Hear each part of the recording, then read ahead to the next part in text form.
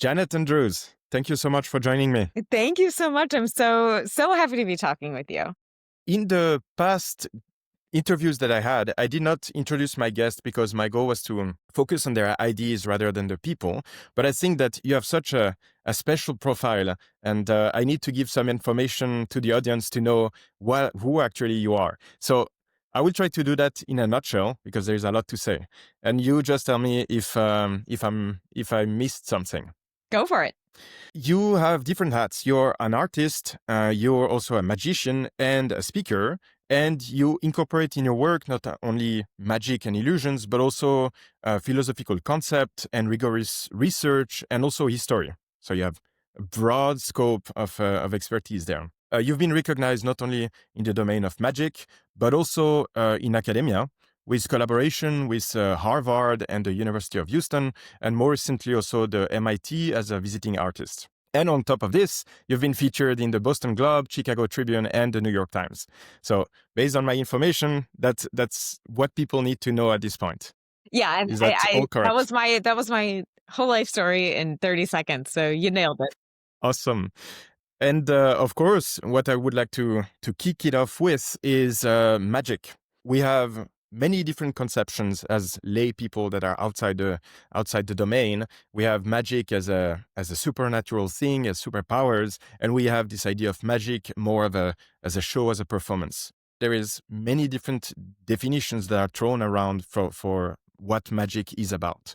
So, what is your own definition of magic? This is a great question, and it's actually a really, really hard one to answer because of the fact that there are things that come from so many domains.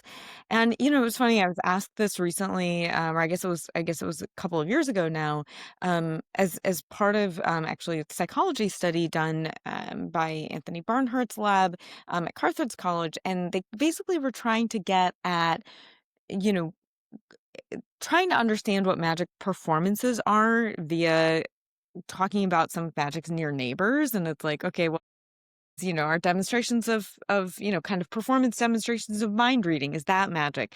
Are things like juggling magic? Are things like, and to me, you know, I've been a magician now for 3 decades, over 3 decades.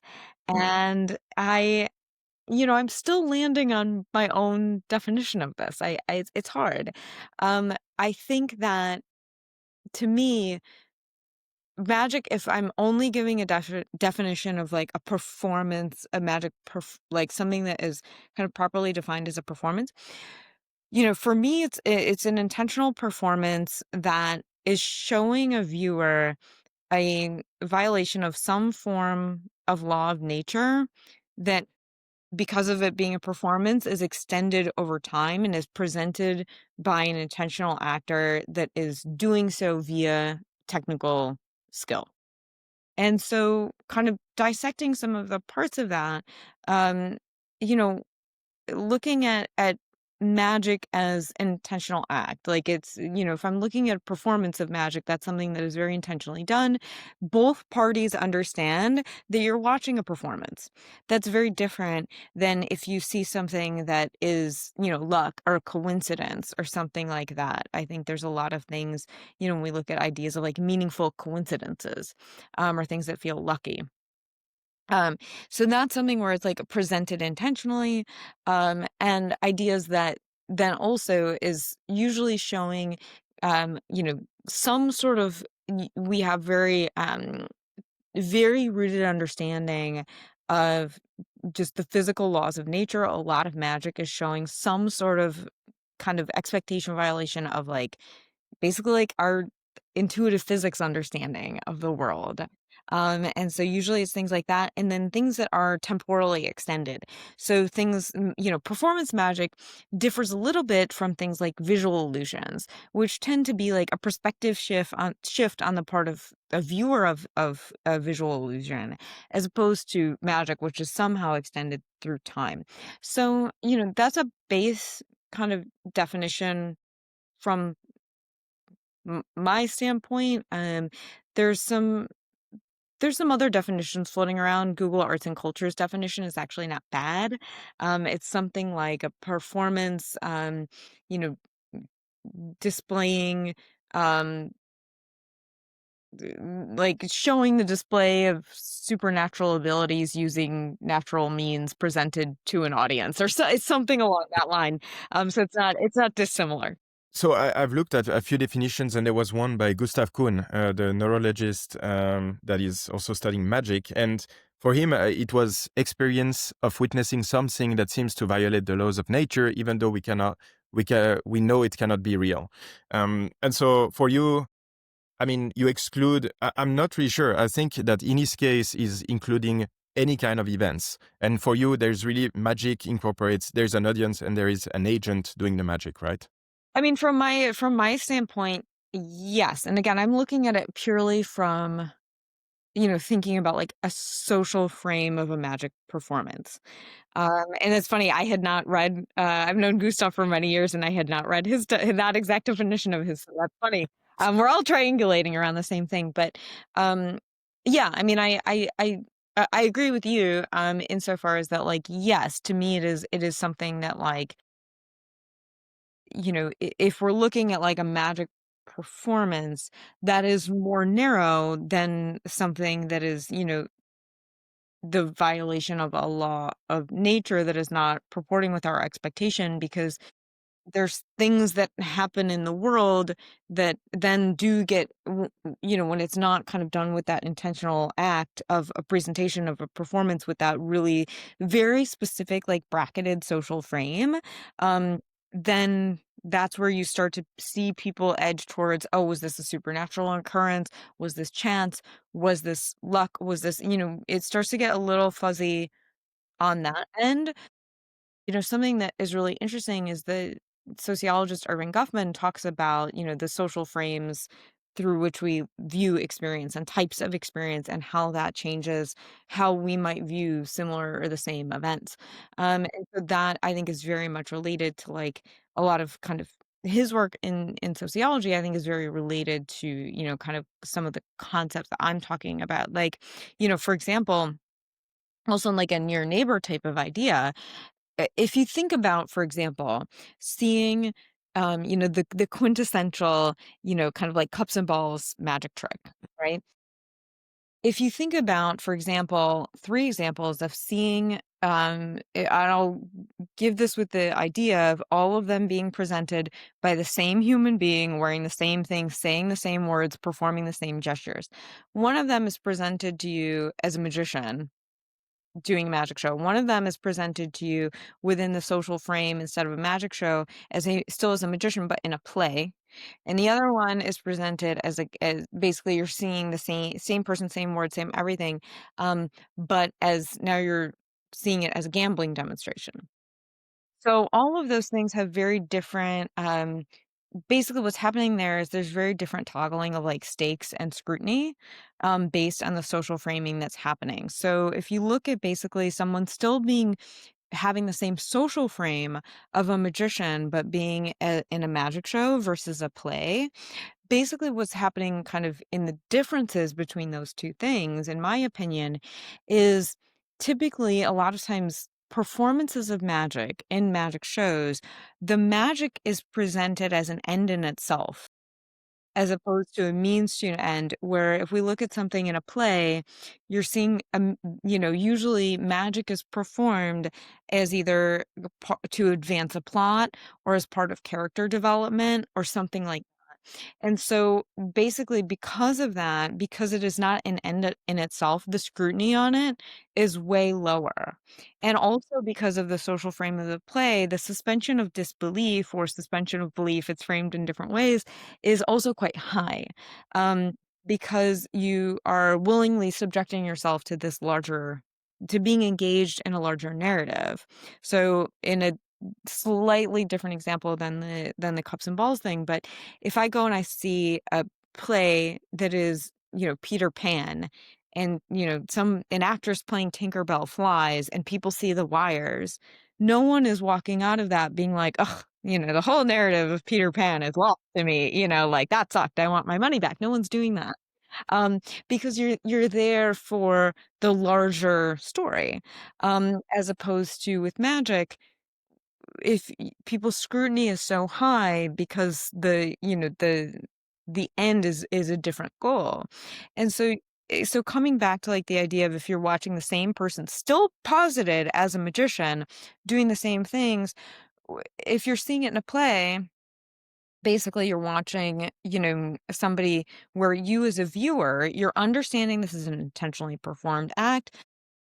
Your level of scrutiny on their particular actions is quite low. As opposed to within a magic show, your scrutiny is very high. Um, and the stakes of those two things are arguably about the same. You've probably, taken a night out, paid for a ticket, etc. As opposed to then if we look at something like the gambling, example, that person is now that's not being framed in a performance modality, so that's also where I would, like, make the distinction from, some of these near neighbors is, then that's being presented to you as something that is basically fully bracketed in, like, the real world, as opposed to something like the play, which is fully bracketed in a fictional world. And then magic performances kind of straddle that line of being partially like we have these sort of um suspension of belief to a certain point that you would in a fictional world, and yet we have the scrutiny that you would have in a real world scenario. Hmm. Um it's Yeah. a very so like that I think is interesting to kind of, at least for me, I found it helpful to kind of think about the what the distinctions there help us, kind of help us see and how we think about what magic may or may not be. So basically, you said that there is different social interpretation of depending of if it's a magic trick or if it's gambling and so on. Do you think it's related to the intentionality of the agent itself? Like when you're in a gambling site, you look at the person, you say, well, this person is trying to trick me. When you go in a magic show, they're also trying to trick you, but for another purpose, right? And I think that's it. I think magic is a really interesting thing insofar as that it is, to my knowledge, and like if somebody knows of something that I am not thinking of, I'll go in my one moment of being on YouTube, but like please put it in the comments below. I'm curious. Um, of magic, in my opinion, is the only thing I could have come across where a viewer is intentionally consenting to be deceived. So this idea of like a consensual deception is really odd because that like kind of like to your point on like the intention of the agent, we understand that the agent is deceiving you and you're okay with that. As opposed to in a gambling world, if you knew you were being conned, you wouldn't participate. And so I think that's a very different, thing where, like, the idea of, like, magicians are transparent about their deception is also a weird thing. And following up on that, there is deception in a way because we're deceived, but how do you see it? Because I looked at manipulation a bit, like the philosophical side of manipulation, and the definition was a form of influence that is neither coercion nor rational persuasion. And when I was thinking about magic, I was exactly there. I mean, there is some kind of influence because you try to develop a belief in people that is, it's not coercion. You're not having a gun in their heads, or maybe in one of your show, but not usually not. And it's not rational persuasion. So do you think that magic is a form of manipulation? And if so, is there ethical manipulation? Is that something that it's fine to do depending on a certain context or certain reasons? Per that definition, yes and no, because, you're not. I would agree that magic is manipulation insofar as that it's not coercion. Um, and rational, whether something is rational is a hard question, right? There's, uh, there's a concept I really love, from philosopher Tamar Gendler, who talks about, she has this idea of a leaf, which is kind of adjacent to belief. And so she talks about the idea of like what we reasonably, or rationally know to be true versus what we leave. And so her example in this sense is the idea of like if I'm based in New York, if I go to one of the various kind of skyscraper observatories that have like a glass bottom kind of situation.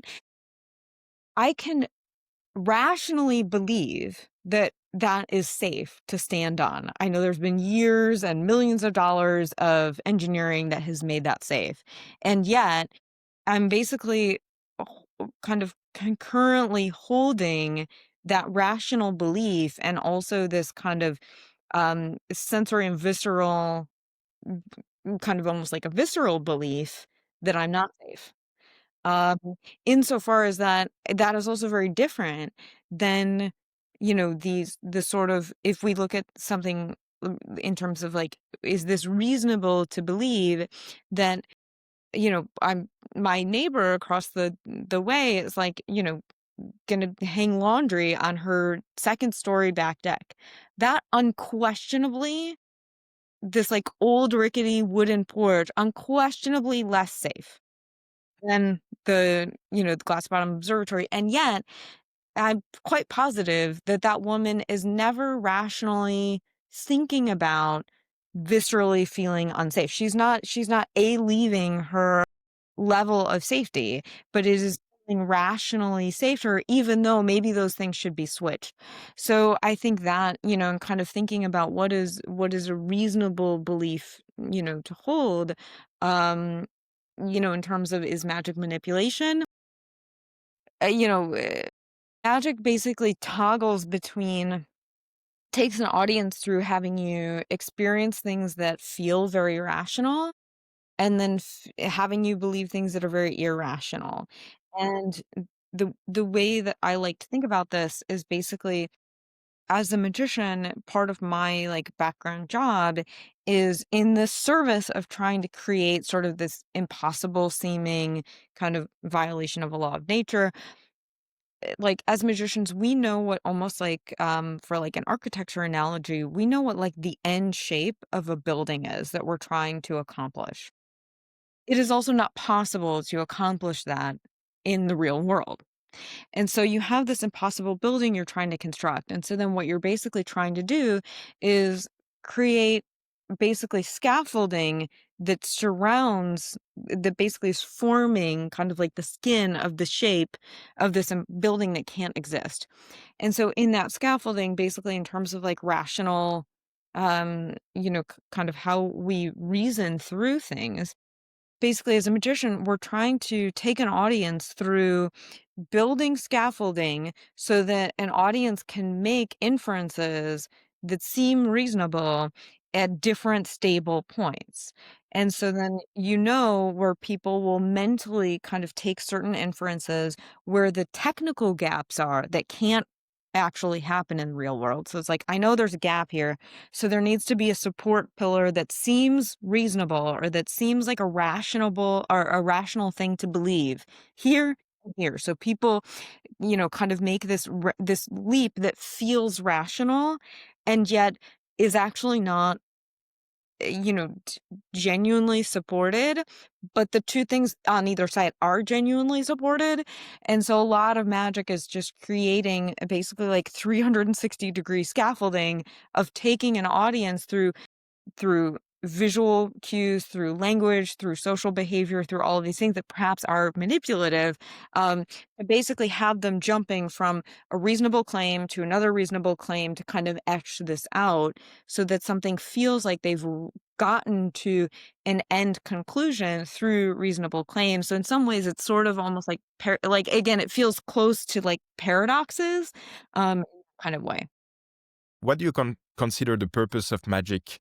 What would it be for a magician and for the audience? I guess it's different things. As somebody who makes things, I hope it's I mean, it's my goal that it's the same, or aligns closely with what I hope and what people get out of it. I mean, I try to look at what I do, basically in service, I guess, of two to three things, which is number one, I'm really interested in kind of using magic as a live thought experiment, because it is these, kind of performance things.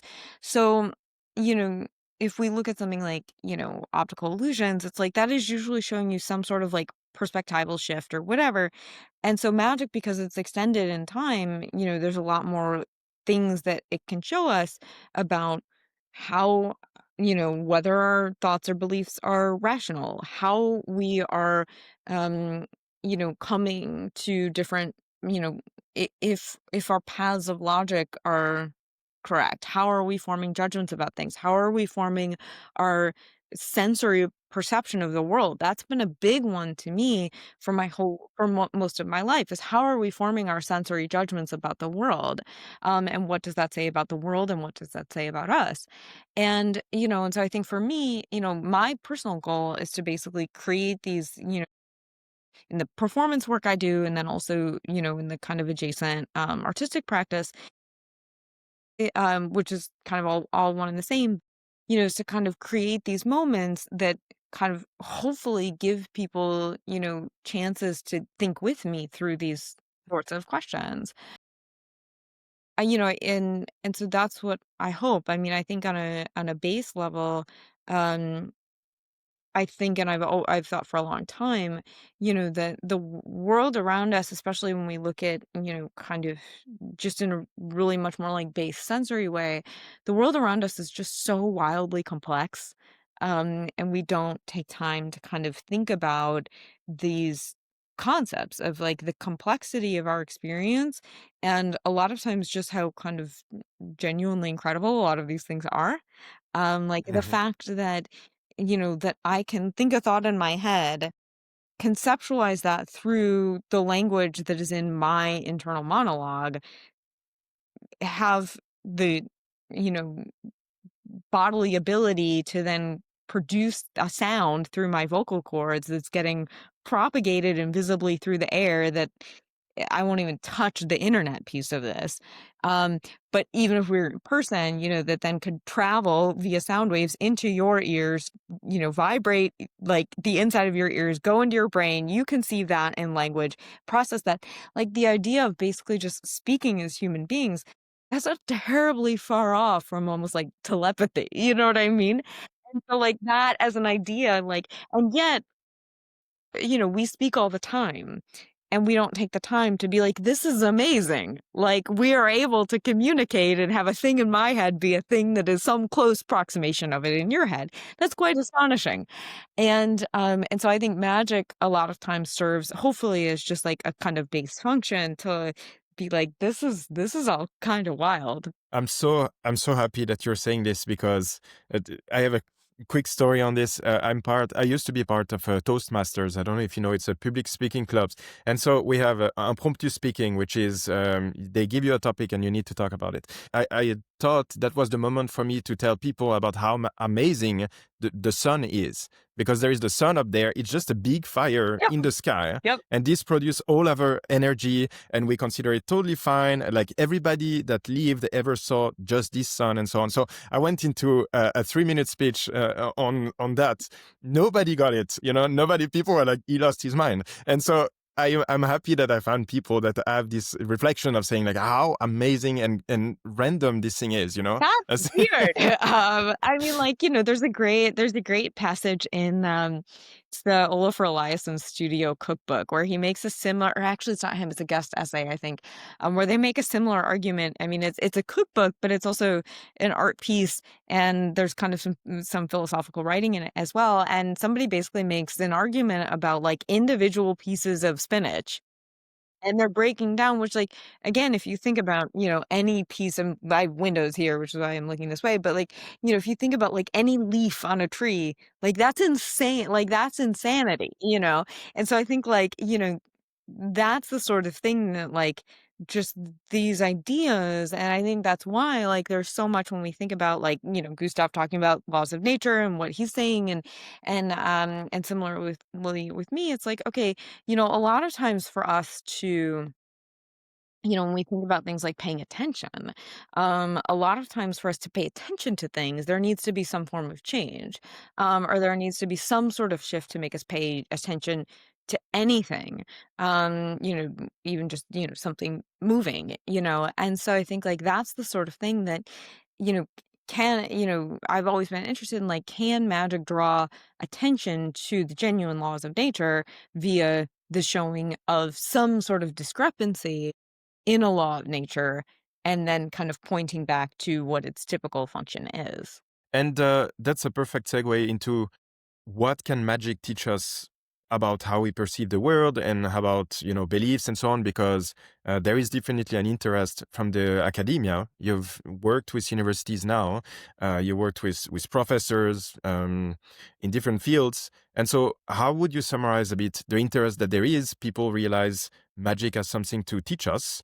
What exactly is your contribution there? What can we learn with magic? The thing that I think is so rich and so robust about magic is basically, as a magician, so much of what you have to do is because you're trying to create something in that sort of end impossible building that can't exist.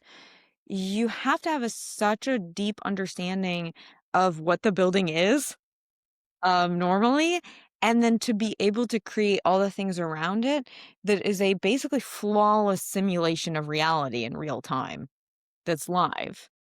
And so, like this idea, like even if we think about things like, like I know nothing about the world of animation, but I know that if I chose to become an animator, I would have to understand a lot about, if I think about even just like a really simple thing, like, having a ball bounce, I would have to understand so much about the exact paths of motion, about the way that a light is going to change on every side of that object, about the way a shadow is going to move, all of that sort of thing, and even like a simple motion. So magic is similar in that way, and that it's making you have to have a really, kind of, uh, there has to be a lot of dissection into how objects behave, how humans interact with objects, what our visual and sensory perception of those things are, how humans interact and behave with each other. If you're doing anything interactive, which by nature almost all magic is, um, what these social expectations and framing devices and cultural things, magic can vary a lot by its culture and by cultural expectations and how culture shapes expectations of not only human behavior, but what the some of the cause and effect structures of the natural world are. There's things like that. And so, for example, so for myself, I have been really lucky to connect with people across so many different, academic domains because, I'll start, I know a lot of your audience, are people engaged in philosophy, which is the big, kind of love of mine as well. Magic shows us, philosophers are kind of, I feel like, just starting to become interested in this insofar as that, magic is a lot of epistemology. Like, how do we Yeah. know something to be how am I taking this as knowledge or not? Is this true? Is this rational? Like that sort of argument. Um, Different epistemic claims or, ontic claims, like it's that sort of thing. And then my personal interest is in a lot of phenomenology. So it's like, yes, we are looking at like this center embodied kind of robust complexity of, the world as revealed to us and how we are embodied, in that kind of dynamic. Um, and so I think that's something that because of having to dissect um, perceptual and social and cognitive experience, especially because of the sort of, you know, deception element and the fact that basically you're kind of believing something that at the same time is not true. Um, that I think becomes an interesting thing in terms of like all of that in terms of philosophy. And then kind of a lot of my other sphere of folks I've collaborated with a lot are, people in cognitive science for a similar reason. Uh, and looking at things like a lot of, intuitive physics research, and like that sort of thing. It's like, well, we understand that if you stack blocks in a certain way and almost in a Jenga kind of way, they're going to fall a certain direction. We have an expectation that things are going to fall a certain way. And that's, learned as infants, and the Mhm. way that we understand the complexity and richness of even, movement and weights of objects and how we perceive how they move, something that, that's a big one. Talk to people in, linguistics, magic, especially in a lot of performances I do, I actually, um, intentionally don't talk purely as a challenge to myself because it makes it harder. Um, but language is a big part of it. Communication is a big piece of it, and how, kind of on the manipulation piece of it, like, if you can get someone to perform a certain action via how exactly you're structuring a sentence, whether it feels like a question or a demand, or what the dynamic is that you have already posed in terms of how you're positioning yourself as an authority figure. Collaborated a lot with people in anthropology. With toss out Graham Jones is an incredible anthropologist who's one of my nominating faculty at MIT, who's studied, the ways that what magic shows us not only about super niche communities where as magicians we, kind of possess secret knowledge that then is shared within an insular community.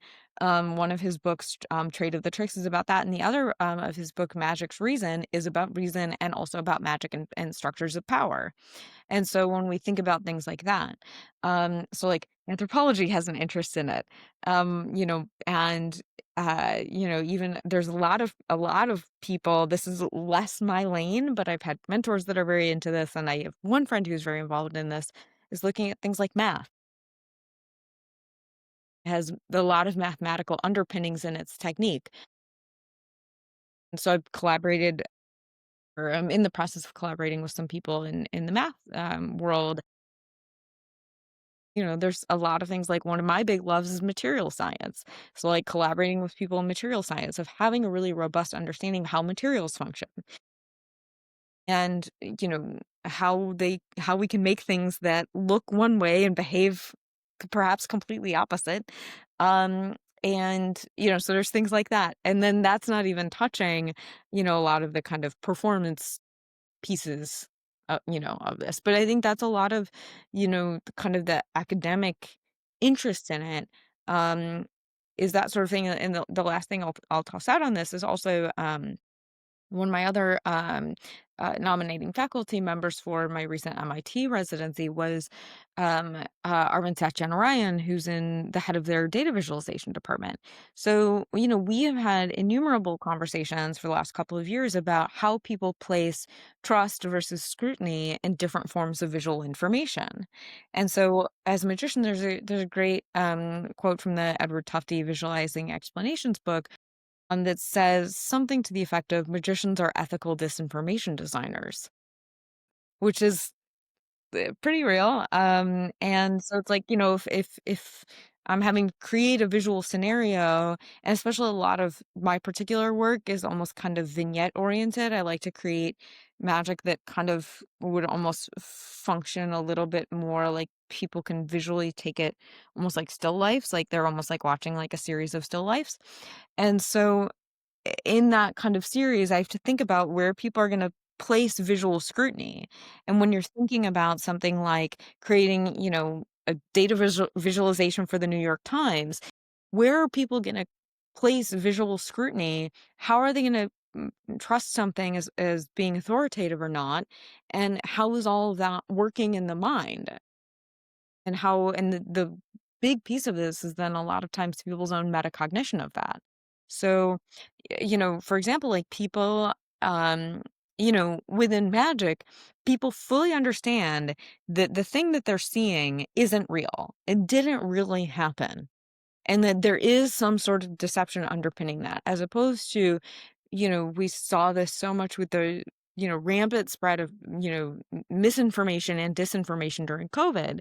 Um, People can see something, and because of however they are forming visual trust or visual scrutiny, um, purely if we're even removing any sort of like where the information came from, who it's attributed to, if you're just purely looking at things like, the spacing of a font, or the color of something, people will attribute scrutiny in different ways that then they won't even reflect on as, "Oh, I trusted this," or "I didn't trust this," as opposed to magic, which just kind of immediately slaps you in the face because you know it's not real. So you inherently people just reverse engineer why they, kind of believed what they believed. I have so many follow-ups. There is a lot, but one interesting point out of it that I thought about was in magic we go and we, as you said, we know that we're going to be deceived. And so we are very alert. We're like, you're under scrutiny as a magician. We're looking for everything, and yet in the end, most of us get deceived, and that's a bit alarming when I see this because, as you were saying, with many of the information that we consume, often there is many cognitive biases. Maybe we're cherry picking the information just so that we can confirm our beliefs and so on.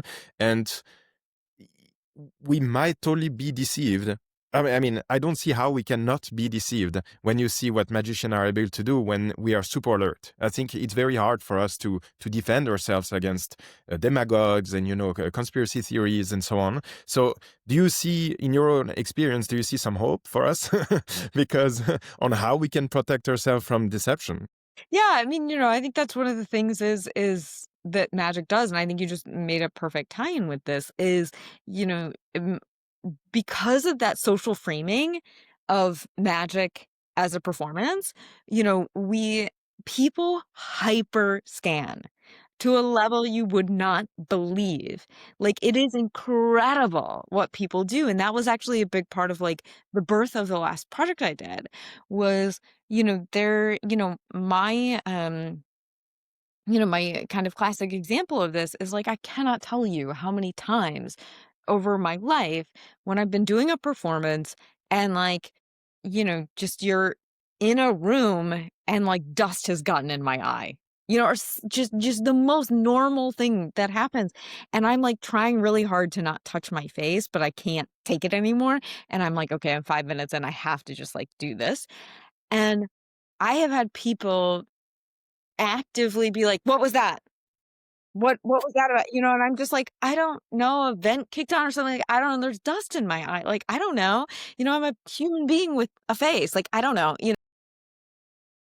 And people are just hyperscan and attribute meaning and causation to everything when it's in that bracket.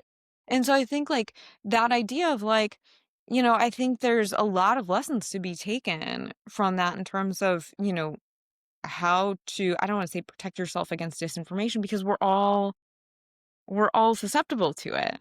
Um, it's just like why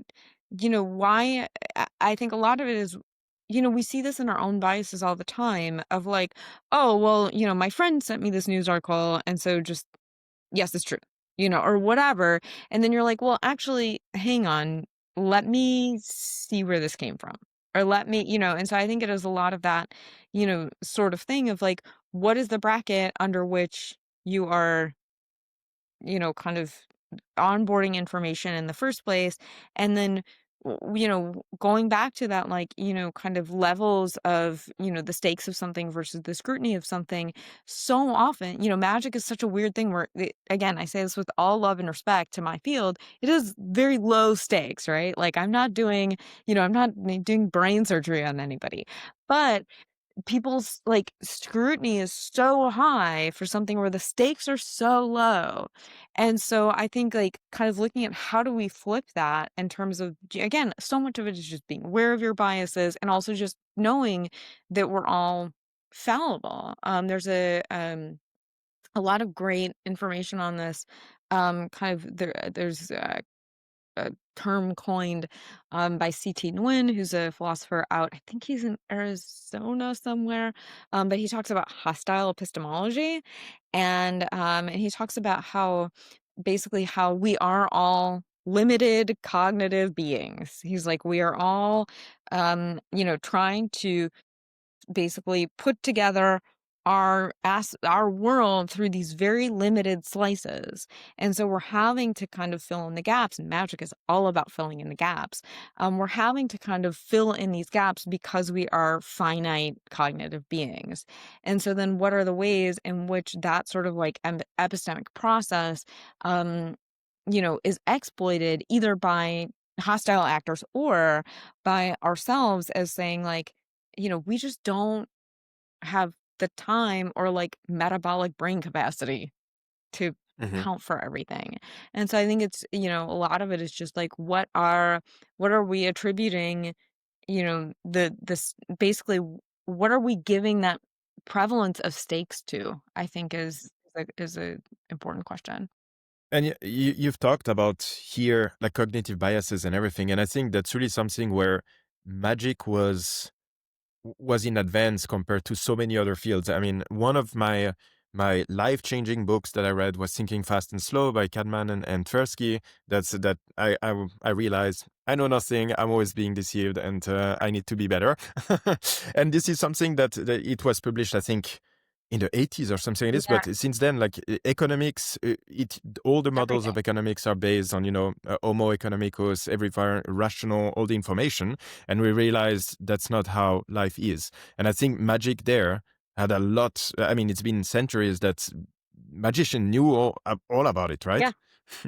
Yeah, and I think that's one of the interesting things is like, we see so much bear out in practice of human behavior and like, the Kahneman and Tversky stuff is really interesting. And I was just reading a writing that a friend of mine is working on that about last night.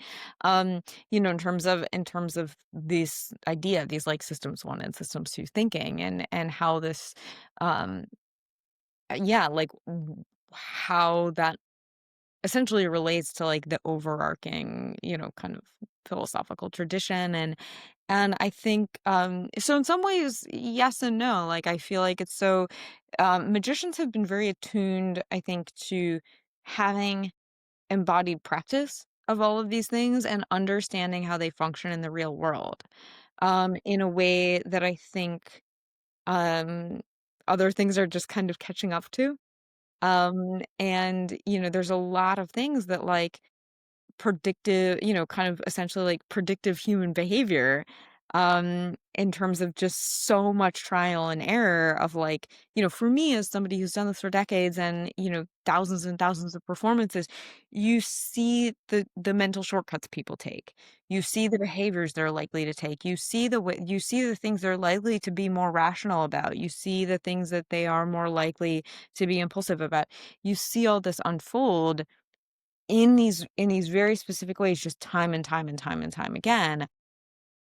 Yeah, I think there's a lot of things that, kind of in more especially in the hard sciences that are kind of just starting to catch up. A good learning out of magic is what also Daniel Kahneman said when he was interviewed and saying, now you know all about the cognitive biases and everything. What do you do to protect yourself? Is that every day I'm falling in the same traps. And if you go to a magic show, I mean, you can watch a lot of magic. You're going to be tricked. You're gonna fall into the traps that you are designed to fall into.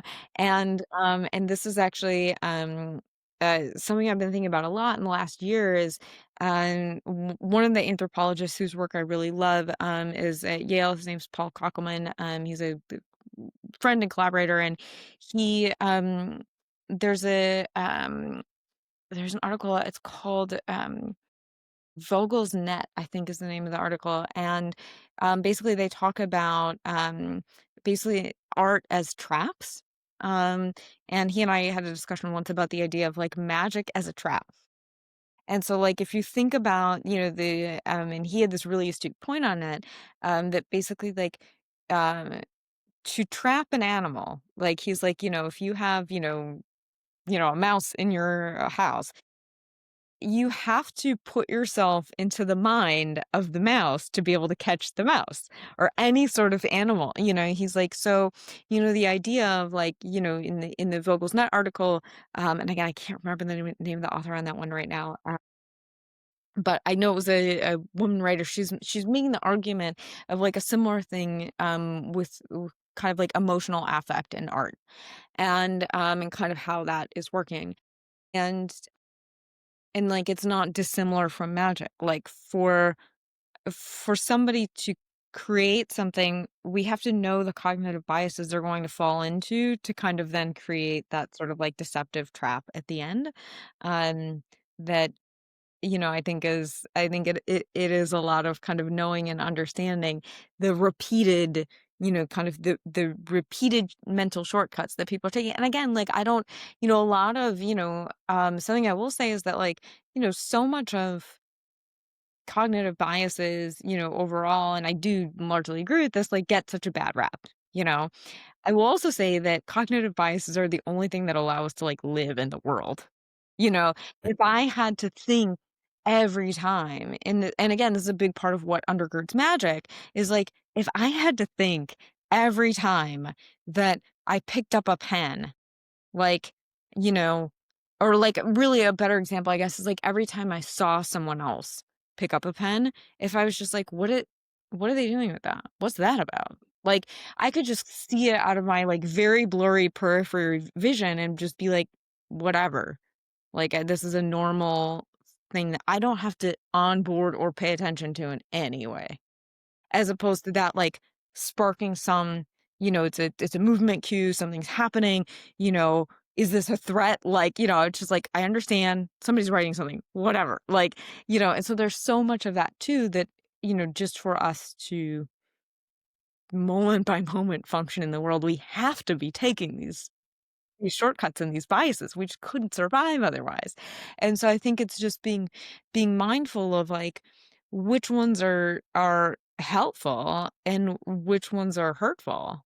And I think it's really awesome right now that people are paying attention to which ones are harmful, because a lot of them, it's insane levels of harm. Since I learned about this years ago and diving into epistemology and philosophy and so on, I my trust in my own perception and everything. I mean, I'm an extremist when it comes to this, and I'm very like struggling with this. It's really a life crisis, but yeah, I think it's great to know about these things because we're often deceived. I saw a video about with Gustav Kuhn again, and he was saying that each time our eyes are moving, which could be like 3 times per second, we basically are blind, and that means over a full day we're blind for 4 hours, and our brain is just filling the gaps in there. I mean, Totally.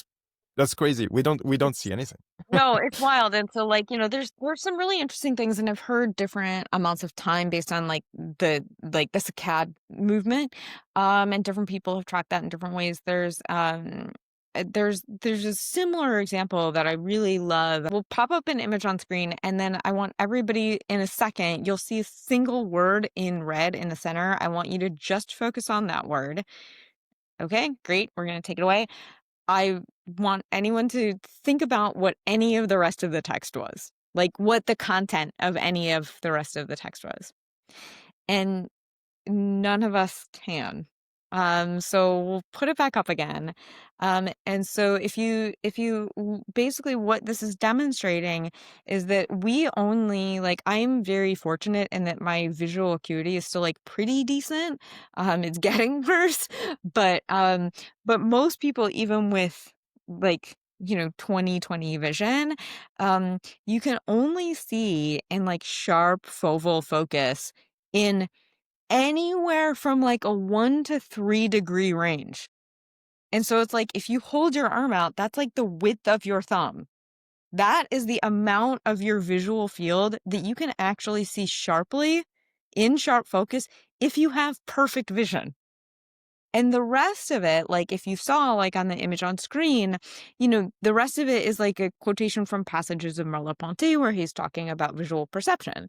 But, like, you can't, if you don't know that in advance and you're only focused on the slice of your perceptual field that you can actually see in sharp focus, you are almost, I don't want to say, like, blind to the rest of it, but the rest of your visual field is very blurry, and to a level that, like, you can't read text you've never seen before. Even when it's, like, a very small window on a screen, on a video you are watching intentionally. And so you're just not even, you're, like, biologically not even able to read it. And again, like, that's something where, like, kind of like per, eye movement saccades, your brain is filling in, in something like reading, you're tracking across, and we're seeing things around us and having to constantly sketch that, stitch that together. And so that kind of harkens back to both like the CT1 idea of like, we're these limited, cognitive beings that are kind of constantly slicing things up. And he's making, an epistemic claim. But, even from a biology standpoint, that is also kind of, I think, giving rise to, the salience of that epistemic claim as well. Time is a fun killer, but I still want to hear about your project with the MIT because it's something that you did very recently. I've been looking at all your work, and now I'm very curious to hear some stuff about it. So, how did it go? What was it, and what did you learn? I'm still in the process of dissecting a lot of it. It was only about a week and a half ago. Um, and so I'm wildly fortunate in that I was a visiting artist for the Center for Art, Science, and Technology at MIT. I quite candidly, I was the first magician that's ever been nominated to the field, which is because, because of the fact that that I have an artistic practice, and that my work is very research heavy. And so this piece, we were, working with the anthropologist Graham Jones and the data visualization head, Arvind Satyanarayan.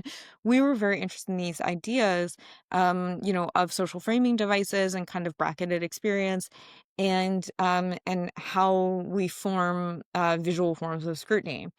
And what I ended up becoming very interested in, was um, basically the kind of cognitive science mechanics of belief polarization. Because of basically reading some papers on this. There's a paper called Bayesian Belief Polarization by Jern and Kemp, that's really excellent. That's a basically it's kind of it's a cog sci paper, but they give kind of not case studies, but on looking at politics, religion, and job hiring practices, and basically how, you know some of the claims they're making is almost like base rate fallacy kind of things that are really interesting. But basically, what it led me to be really interested in was kind of, as we've been talking about, like the kind of paths of logic that we build for viewers of magic, and those kind of stable points that we're giving people to land on. There's a very niche term in magic that it's fine if I share, I'm not giving anything away, called convincers. And they are exactly what they sound like. It is basically showing a viewer a moment where you're giving them a very certain base condition, where it will later make an impossible event that happens seem much more impossible if they had not had that base condition originally. So what I mean by that, I'll give you kind of a spectrum of examples. But so, for example, if I and I'm not going to do it, but if I made something appear in my hand, that would not seem impossible if I had not shown you my hand empty. If I just, like if you see little kids try to do magic, they're just like, look, something appeared, and it's like, great, your hand was closed the whole time. Like I couldn't see there's nothing there. So there's things like that. Then there's things like, kind of the centuries old trope of magicians rolling up their sleeves, and the idea of like, there's nothing up my sleeve, which interestingly, it's just like a side trivia fact if anybody listening is like, I don't know, in some trivia night or something. There's a really funny passage in a book from one of the most prominent magician of the mid 1800s, and in the introduction of one of his books, he basically makes a joke that he's like, haha, I can't believe that like audiences still think magicians hide things up their sleeves. Like, I can't believe people still believe this. Like, this is so crazy. Mm. And that was, 150 years ago. And like, people are still so dug into this trope. So, for example, magicians, I always perform with pushed up sleeves or short sleeves, because then people understand in that something like that. So the ones that I was really interested in for this particular performance were magicians pushing up their sleeves, and then things like an object being out of arm's reach. So there's sort of a like, I didn't do a proper taxonomy of this, but like, if I think about, if I make something appear in my hand here, that has a certain level of impossibility. If I like hold it way out from me, that maybe seems more impossible because you understand that it's not proximate to either like my back, like it's farther isolated from like something coming from the back, something maybe that was like, hidden behind me or in my clothes or something like that. Versus if I have an object, if I'm, let's say, for example, I guess if I made something, appear or disappear in a wine glass that I was holding. If I'm holding it versus I'm holding it farther away versus if I set it on a table, now I am not directly acting on it versus if I set it on a table and I move it out of arm's reach of me. So there's kind of like four distinctions there in terms of like how plausible is it for me to act on that. And then if something impossible happens, it will seem more impossible if it's farther away from me and I can't act on it versus if I'm just like holding it right here, right? So like that's the idea of like setting up a base state basically. So the concept for my project for MIT, which was called the Attestation, which I was interested in from like a legal standpoint, in terms of the background of the kind of etymology. But and for some other reasons that I'll reveal in a second, but is basically that people place scrutiny in certain things in magic because they have very certain patterns of cause and effect. And they formed very certain causal relationships due to our understanding of objects and behavior in the world. And so my thought was, this idea of convincers in magic are their default is to communicate. It's a communicative device to an audience to pose that something is more impossible, um, to make an end result seem more impossible. So my thought was, what if instead of kind of that this action acting as its default of communicating something that will later seem more impossible, what if instead it seemed like that action was causal? And so uh, by nature, people, because they're hyper scanning and magic performances, they're trying to find, they're preemptively looking for causal structures for an end effect that they don't even know what it is yet. If people just show up at a magic performance, they're looking for anything that they think can act as a cause.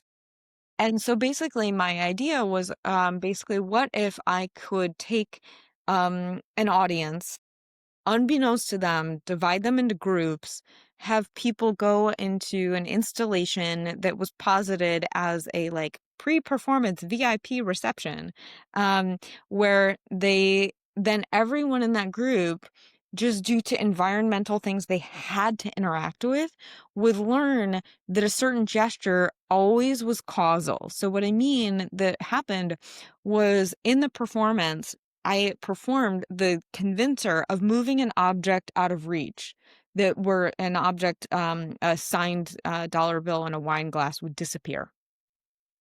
That seems so like the default, if you don't have priors otherwise, is that that's more impossible. I was like, what if a different group of the audience ends up believing that anytime around like a cylindrical or round object moves to the center of another round object, my tables were were all round. It was like round or spherical object goes to the center of a round surface, always activates something. And so people in this kind of like pre-performance reception that they didn't even know was connected to the performance properly was like they had to scan their tickets on a pseudo ticket scanner that I made, where the light for the ticket scanner only activated and the tickets were round. I'm like, this is one of them actually. So it was like they had the tickets, and it was like they had to slide it across the top of a round surface, and the lights only turned on like you've been scanned in when it hit the center point. And there was a lot of things like that, like, having like induction burners for people making like tea. It was like tea stations where we understand that the tea kettle will only heat up on an induction burner if it's in the center of like the circular thing. And so it's like all these things that like object moves to center, causal. And so basically, people had received kind of these different structures for learning cause and effect to make them have higher scrutiny for cause. When they saw that, there was conversely a different installation to be kind of have higher scrutiny of anything being folded upwards. And so that was to have them have increased scrutiny when I pushed my sleeves up during the performance. And so then the basic so that was sort of the cog side piece of this, but the overall premise, which I feel like kind of relates really more directly to kind of to your work, is that the audience was not secretly divided into two; they were secretly divided into three groups, and half of the audience were deemed the hidden observers, and they actually I never perform in theaters. This was the only time I'd performed in the theater in probably a decade. But basically, we turned the entire like proscenium area of the stage into a wall of one-way mirror.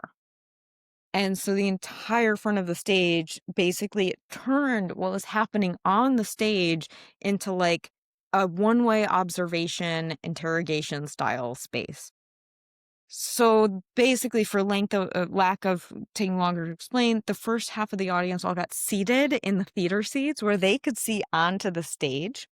And then the other halves of the audience who now had gone through these separate experiences of learning cause and effect were seated on the stage. And they had no idea that there was the entire other half of the audience seated behind them in the theater behind one-way glass or one-way mirror. And so, and then basically I did this performance that had these crisscrossing moments. They were like perfectly kind of stationed. So it was the crisscrossing moments of like almost like second by second that people would have heightened belief from one group and heightened scrutiny from the other group, and heightened belief from one group and heightened scrutiny from the other, kind of overlapping. And the entire time, the entire rest of the kind of seated hidden audience in the theater seats, they were all clued in on this. There was a short film that I made that explained the premise. And the idea was that they would speculatively watch the performance through the lens of the onstage viewers. They were only told that different people had learned new structures of cause and effect that they would mentally carry with them into the performance. They were not told what they would have heightened scrutiny about. They were not told what the cause and effect structures were about, and they were not told how many groups there were. So the people like hidden in the theater seats were just hopefully speculating wildly about like, where are people placing trust? Where are people placing scrutiny? How many groups? What are they believing? And then the basically ended up doing a live data visualization, pseudo data visualization. I was not collecting data, and it wasn't like a rigorous study, um, but basically did that as part of the performance. And then there was the sort of twist ending reveal of switching all the light levels so that it got dark on stage. And I ended up, again, for uh, not taking too long to explain, basically the entire, the entire onstage audience now for basically a second saw the hidden audience that had been watching them for the last like hour. Um, and then it was the blackout, and then they all left. And then the thing that I was really excited about that people um very sweetly told me was their favorite. I heard from many people was their favorite part of the performance, and I say that with this caveat that is that we brought all the members of the audience back into the same space and basically had them be in dialogue with each other. And we had pods of 8 people where we'd have 4 people from the hidden observers and then 2 from each of kind of the bifurcated groups, basically to all be in dialogue about what they thought happened, what their experience was, and how they were forming the beliefs that they had, and why they were forming scrutiny about different actions. And I was not even there for that part of it. I literally like set the whole thing up and walked away, and people had these conversations for like 20 minutes. And so the thing that really struck me about it, and this is why I say people are being sweet about it, is people were like, "Oh, this whole thing that you engineered, our favorite part of it was when you were not even in the room." Um, but I was delighted by that because this like that was the point, is like I wanted people to basically have this almost like Socratic dialogue with each other about like, why was I suspicious of something? Why did I trust something? Why did you have scrutiny about the opposite thing that I really believed in? What are the mechanics of that? Why are we socially thinking this? And for people to feel really comfortable having those discussions, um, and I heard this from people who were, like, very introverted, and they were having these discussions with strangers. So, like, I was really happy that that happened the way that it did. And I Mhm. think these sort of in-person facilitations of conversation about the mechanics of belief is I don't know, I just have been really kind of taken with it, for quite a while. Yep. That was my piece Yeah, well. that was my piece I did for MIT the Yeah. last 2 years of my life. No, amazing. And I think it's a perfect example of your work, like the dedication that you put in the details and everything. So, hopefully, people are interested to know more. Where can they find some information about your work? Yeah, so everything is coming up on my website, which is JeanetteAndrewsStudio.com. So you can see more on this. And I am pretty much only active on Instagram.